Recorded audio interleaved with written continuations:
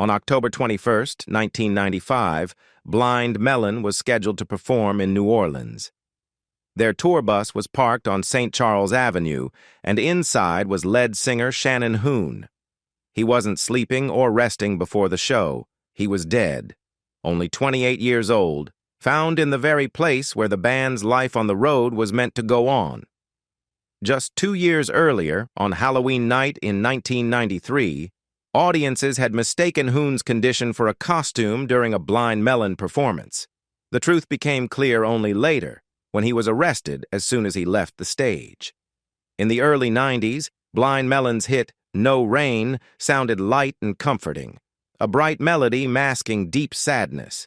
But behind the flower crown was a young man collapsing under fame, addiction, and pressure. This is the story of Shannon Hoon and Blind Melon, and how something that felt so free ended in tragedy.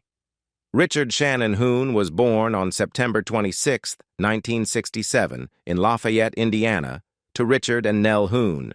His father worked as a bricklayer, while his mother managed a bar. He grew up with two older half-siblings, Anna and Tim, and not long after his birth, the family moved to Dayton, Indiana. From an early age, Shannon wanted to stand out.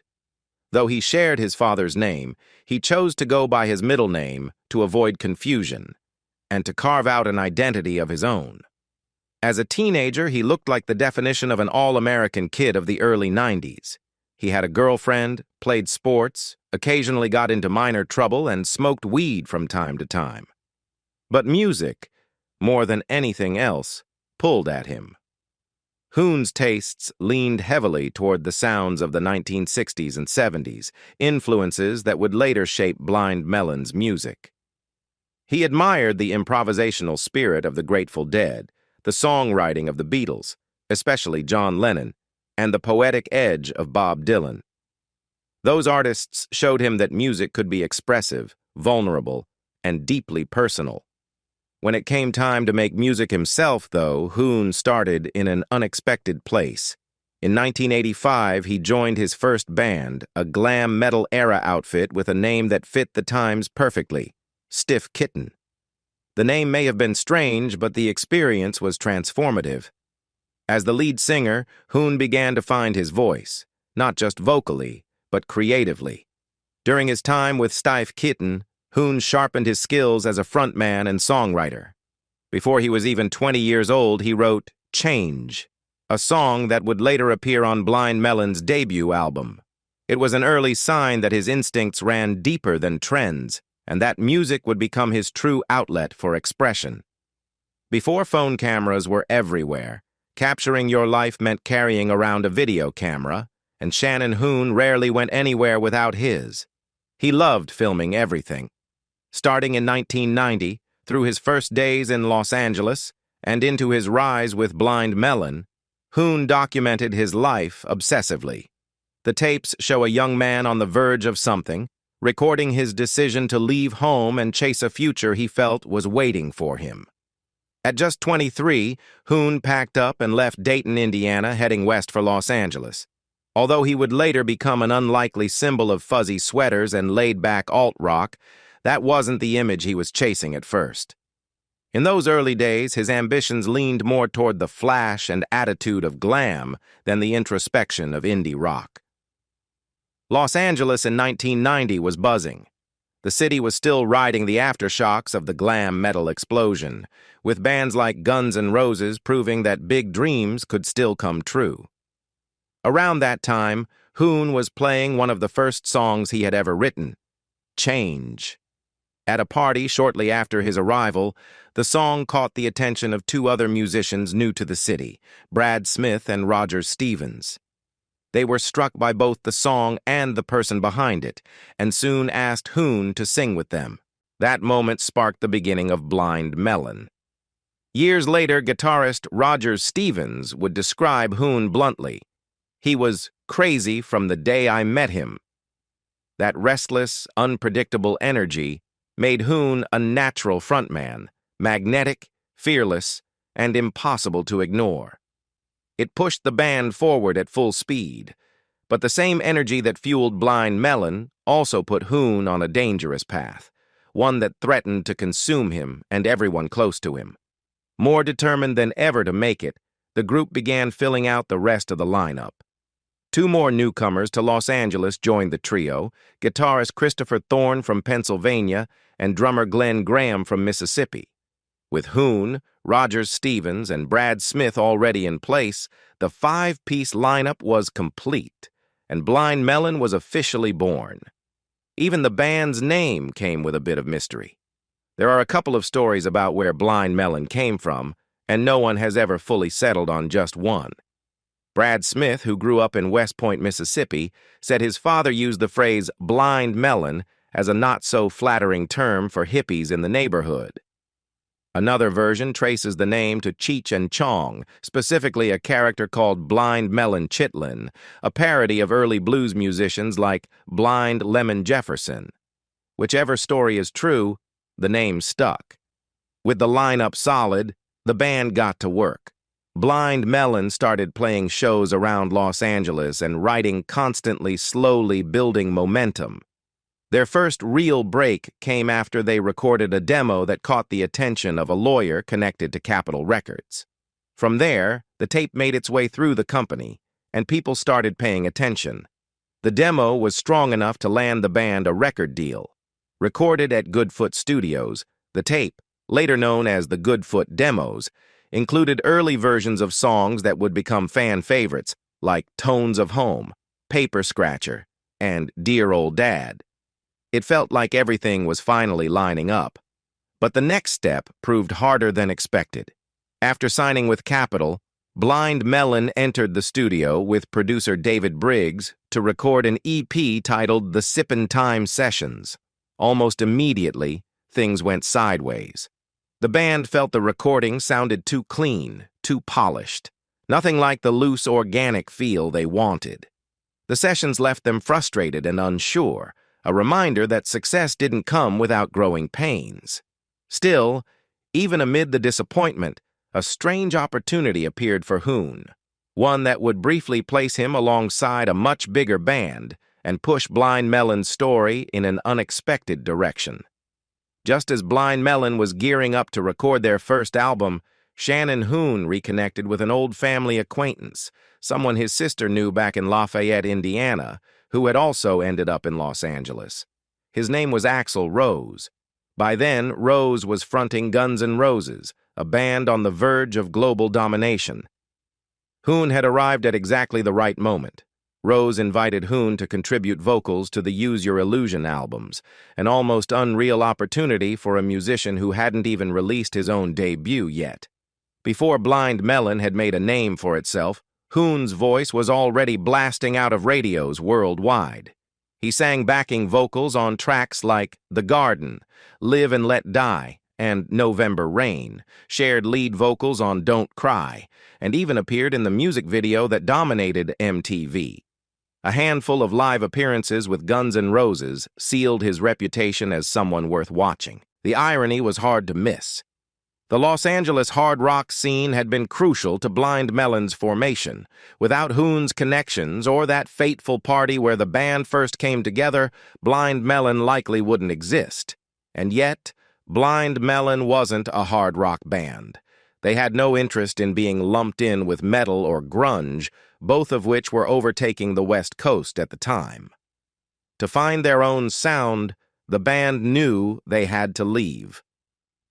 After the frustrating experience of recording the Sippin' Time Sessions EP, Blind Melon packed up and moved from sunny Los Angeles to Durham, North Carolina. Away from the noise and expectations of the LA scene, they began shaping a looser, more psychedelic sound that felt true to them. Working with producer Rick Parashar, best known for producing 10 Blind Melon, recorded their self-titled debut album in Seattle. Released in 1992, the record was tracked mostly live, capturing the band's raw, organic energy.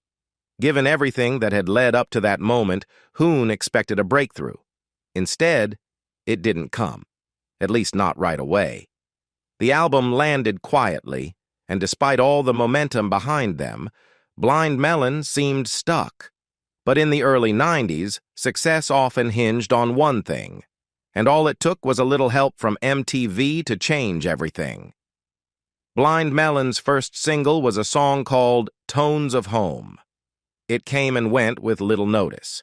The band followed it with a softer, more introspective track about depression, No Rain. And at first, that didn't seem to connect either. Still, the band pushed forward and decided to make a music video without realizing they were about to change everything. The video for No Rain featured a young girl, played by Heather DeLoach, tap dancing in a bee costume. It was strange, sweet, and quietly heartbreaking, and when it hit MTV, it exploded. Suddenly, Blind Melon was everywhere. With attention came opportunity and danger. The band was in high demand, and the rock and roll lifestyle opened up fast. For a while, Shannon Hoon had some grounding thanks to his longtime girlfriend, Lisa Krause, whom he'd known since high school back in Indiana. She was a steady presence as fame grew, but so did the pressure. During nearly nonstop touring, alcohol and drug use crept in, hitting Hoon hardest. Even as Blind Melon toured with giants like Neil Young and the Rolling Stones, Hoon found himself cycling in and out of rehab, creating strain both personally and professionally. Before No Rain fully took off, the band opened for acts like Guns N' Roses, Ozzy Osbourne, and Soundgarden. Once the album caught fire, Blind Melon finally became headliners in their own right. On the surface, it looked like success at last. But the cracks were already there. Hoon wasn't the first rock star to struggle with addiction, and the relentless grind of touring only made escape more tempting. In May 1994, he entered rehab again, hoping to get clean. It didn't last, and everything unraveled at the worst possible moment. That summer, Blind Melon took the stage at Woodstock 1994, meant to honor the spirit of peace and music from the original festival. Instead, poor planning, aggression, and chaos turned it into something far darker. For Hoon and Blind Melon, what should have been a career-defining triumph became a turning point, one they would never fully recover from. When people gathered at Woodstock in 1969, it marked the height of the Summer of Love. The crowd came looking for peace, connection, and spiritual release, values reflected in the music of that era. Woodstock '94 was a very different beast. The mood was darker, the lineup heavier, and the optimism that defined the original festival had largely faded. Blind Melon took the Woodstock '94 stage just months after Shannon Hoon left rehab, and the performance reflected how fragile his recovery really was. By then, Hoon was fully immersed in the excesses of rock stardom. He appeared unfocused and erratic, and his behavior immediately drew attention. Allegedly high on hallucinogens, Hoon performed wearing a white dress borrowed from his girlfriend, with barrettes in his hair and eyeliner framing his eyes. It was striking, chaotic, and impossible to ignore, but it was also a sign that things were slipping again. That lifestyle couldn't last, especially with what came next. In July 1995, Hoon and his longtime partner Lisa Krause welcomed their daughter, Nico Blue, into the world. She was born just as Hoon was coming out of yet another rehab stay. At the time, he reflected, having a child can make you reevaluate how you need to be there. For a while, it seemed to work. Becoming a father had a grounding effect on Hoon. He wanted to stay sober, to be present, and to do better, even though constant touring kept him away from his daughter. As Blind Melon prepared to record their second album, Hoon focused on taking care of himself and steering clear of old habits. The band relocated to New Orleans to work on the record that would become Soup. The change in scenery mattered. Moving away from Seattle's grunge-dominated sound, Blind Melon leaned into something more experimental. Soup featured horns, banjos, and mandolins, revealing a deeper, stranger side of the band. At a time when grunge ruled the charts, Blind Melon chose to go their own way. They weren't a grunge band, and they weren't trying to be. No matter what the industry expected, Blind Melon was determined to show the world who they really were. The lead single from Soup was Galaxy. It debuted at number 25 on the Billboard charts, a solid start for a young band, but the album itself didn't take off the way the label had hoped. There was no MTV breakout on the scale of No Rain, and sales lagged behind expectations. Still, Blind Melon kept moving forward. As Soup struggled to find its footing, the band returned to the studio to record a few special projects. One of them was a cover of Out on the Tiles, recorded for Encomium, a tribute album honoring Led Zeppelin. But that wouldn't be their most unexpected cover. When bands take on other artists' songs, they usually choose something familiar or iconic. Hoon's old friends in Guns N' Roses, for example, famously covered Live and Let Die by Wings. Blind Melon went in a completely different direction. They were asked to cover a song that only a certain generation would recognize, something pulled straight from Saturday morning television. That song was 3 is a Magic Number, recorded for Schoolhouse Rock Rocks. Against all expectations, it became one of Blind Melon's most beloved recordings. It was never released as a single, yet it emerged as a standout on the album, which is now regarded as one of the strongest compilation records of the 1990s. The track's popularity carried it even further, landing it on film soundtracks including Never Been Kissed, Slackers, and You, Me, and Dupree. Professionally, Blind Melon was still finding ways to connect with audiences. Personally, things were far less steady. Shannon Hoon had only recently left rehab when the band hit the road to tour behind Soup. At the time, there was quiet concern that he might have returned to touring too soon. Guitarist Roger Stevens later said Hoon insisted he was ready and genuinely wanted to go back out.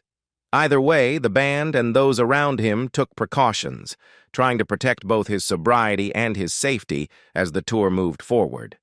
There was strong pressure for Blind Melon to tour behind their new album, even though addiction specialists warned that hitting the road could seriously jeopardize Shannon Hoon's recovery. As a compromise, the band agreed to bring a counselor along on tour to support him through the stress. At first, the idea seemed hopeful, but it unraveled quickly. Within a week, the counselor was let go. The band noticed Hoon growing increasingly antagonistic, and they worried that his resentment toward the person meant to help him could turn hostile. In hindsight, losing that safety net may have been a critical turning point. With the Soup tour moving forward and no counselor in place, the band threw themselves into performing for their fans. On October 20th, 1995, they played a show in Houston at the Club Numbers. Despite everything he was dealing with, Hoon still cared deeply about his music and his performances. That night, though, something was clearly wrong. Guitarist Christopher Thorne later said it appeared Hoon was high before he went on. His usually sharp presence felt unfocused, a painful sign that his addiction was still firmly in control. The next night, October 21st, Blind Melon was scheduled to play at Tipitina's in New Orleans, the same city where they had recorded Soup. Both Hoon and the band were disappointed by the Houston show, and Hoon took it especially hard. Far from his family and shaken by his own performance, he made a devastating decision. Instead of resting or reaching out, he chose to disappear into the night. The last anyone saw of Shannon Hoon, he was wandering the streets of New Orleans alone, searching for more relief, more escape. In the early hours of the morning, he returned to the band's tour bus and climbed into his bunk to sleep off the night. That moment is captured on video in the documentary All I Can Say. The following morning, the band's sound engineer went to wake Hoon for sound check. What he found was unthinkable. Hoon was unresponsive. An ambulance was called, but paramedics were unable to revive him. At just 28 years old, Shannon Hoon was pronounced dead at the scene. Over the years, Hoon had experimented with nearly every form of escape: cannabis, hallucinogens, alcohol, each leaving its mark. The official cause of death was ruled a heart attack brought on by a toxic combination of substances in his system. Shannon Hoon was laid to rest at Dayton Cemetery. Blind Melon drummer Glenn Graham later described the aftermath as surreal. The band buried their friend, and in doing so, realized that Blind Melon's future had been irrevocably altered as well. Along with his magnetic presence and soaring falsetto, much of Shannon Hoon's impact came from the words he wrote. His lyrics carried vulnerability and urgency, so much so that his grave is etched with a line from Blind Melon's Change. I know we can't all stay here forever, so I want to write my words on the face of today before they paint it. It's a fitting epitaph for someone who lived fast and felt deeply. In 1996, Blind Melon released a compilation album that doubled as a tribute and a farewell.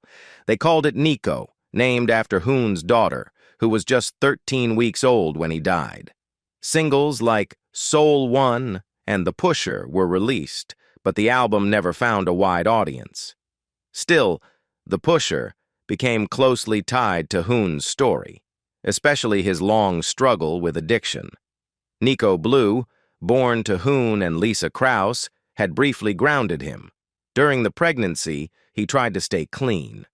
But the grind of touring and the weight of fronting a successful band proved overwhelming.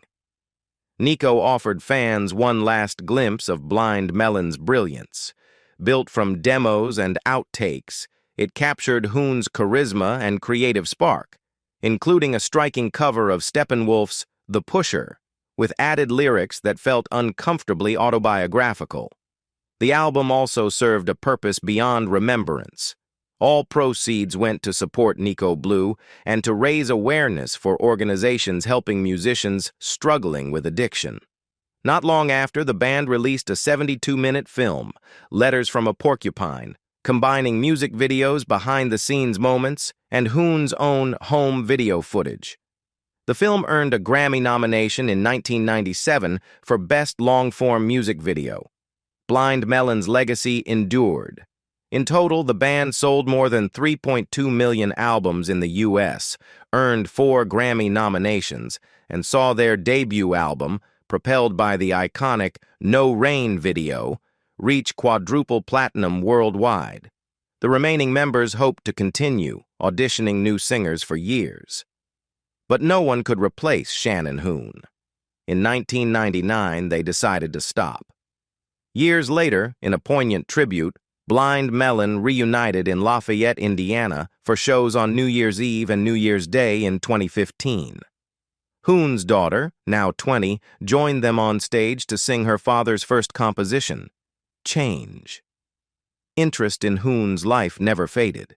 Biographer Greg Prato chronicled his story in A Devil on One Shoulder and An Angel on the Other, 2008, followed by Shannon in 2021. Hoon's obsession with documenting his life also lived on. He filmed constantly, good moments and bad, and his final return to the tour bus in October 1995 was captured on tape. In 2020, filmmakers assembled those recordings into the documentary All I Can Say, a raw portrait of talent colliding with the disillusionment of fame, piece by piece. One infamous moment, however, isn't in that film. In 1993, at Vancouver's Pacific Coliseum, Hoon took the stage naked before more than 13,000 fans. At first, some thought it was a costume. It wasn't. He laughed it off until the mood turned. When he began urinating on stage and toward the crowd, boos erupted. The night ended with Hoon arrested for indecent exposure. It was shocking, chaotic, and sad. Another reminder that the same intensity that fueled Shannon Hoon's art also pushed him to the edge.